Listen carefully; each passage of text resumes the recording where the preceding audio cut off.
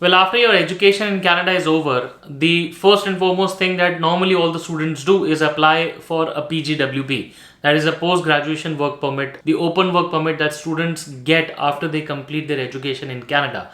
But guys, what usually happens is if the work permit length is pretty small, if it's for 1 year or maybe sometimes 3 years are also not enough for a lot of students, people get confused as to what after the PGWP, because PGWP by itself is a complex topic to understand.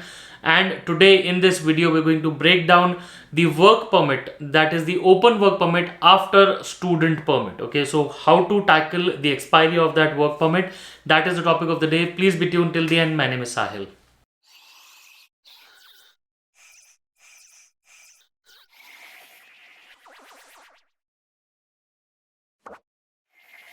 So guys, welcome back once again. My name is Sahil and I'm a regulated Canadian immigration consultant and I practice in Brampton, Ontario. My office is here. If you have to get in touch with me, my number is on the screen and the details are there in the description box. More than happy to connect with you. So guys, what we are discussing today is a very important topic, which is the open work permit that generally a person gets after the person completes education from a designated learning institute, which is a DLI inside Canada. So guys, as you already know, a lot of people who come to Canada to study, their main intention or their main efficacy towards the country is not only the study visa or is not only the world class education, but it is also about the work permit, the open work permit that students get after they complete their education in Canada.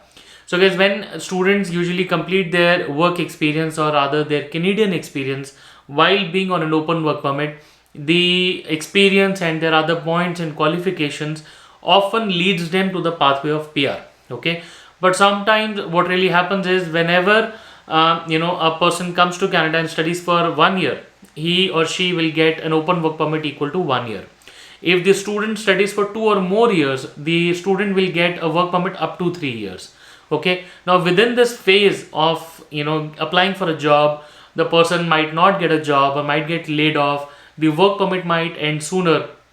So students are generally in a situation where their PGWP has expired, or is it it is about to be expired very soon.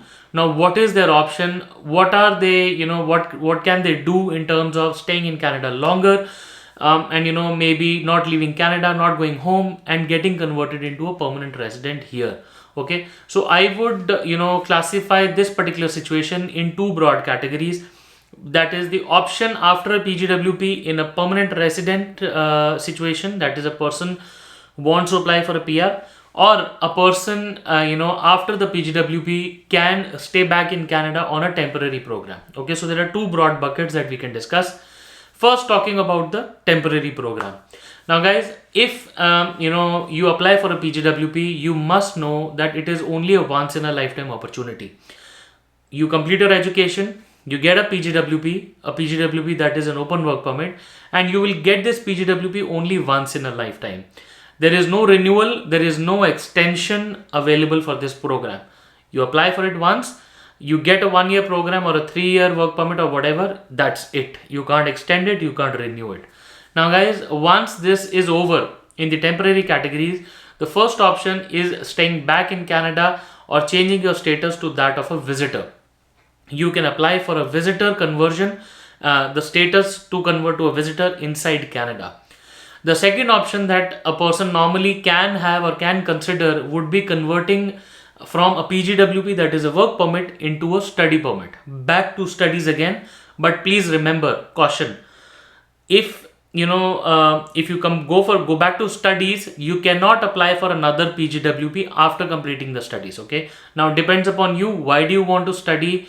Is there anything that you're trying to achieve? Are you going for a master's program? Are you going for a 2 or more degree or whatever, trying to accumulate more points in your profile?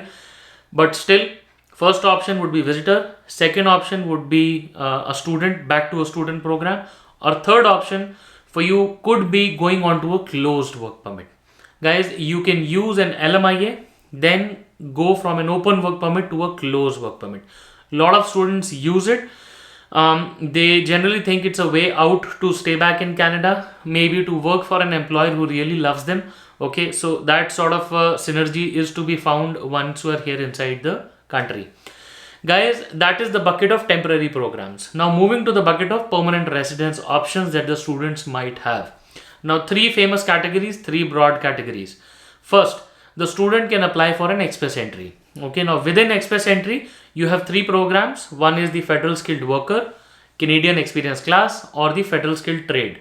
You could pick any of these three, but the first option would be an express entry to go for PR directly through one of these programs. The second option would be to go for a PNP program. Now, whichever province you are living in, say you are living in BC, Manitoba, maybe Atlantic, Nova Scotia, New Brunswick, or wherever you are studying, look for a favorable PNP program that will give you benefits of your, the work experience that you accumulated during your PGWP, and also your Canadian, your education, the points of that. Now, the another option that you can consider would be going in for a pilot program. Now guys, pilot programs can be very helpful. Most of them are driven by job offers. So an Atlantic Immigration Pilot Program, a Rural Northern Immigration Pilot Program, a BC Tech Pilot Program, all of these are definitely working on job offers. Atlantic Immigration also has a program for international graduates who have studied in the Atlantic provinces for 16 or more months. Okay, and some of these programs, or the pilot programs, or the PNPs for that matter, do give preference to, or they have separate programs for the skilled trades as well, or people who are working in NOC C and D jobs as well, right? So guys, if your PGWP expires or it comes to an end, it is definitely not the end of the tunnel.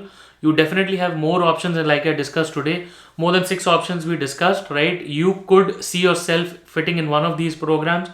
Please go through the requirements and the eligibility criteria of all of these programs, because they're very specific, very nitpick, and you need to be sure that you are eligible in under one of these programs. Guys, I hope the video was really helpful to you today. If you need more information, please feel free to drop in a line on the number on the screen. My details are there in the description box. More than happy to connect with you. Wish you all the best, and I really hope to see you soon in Canada.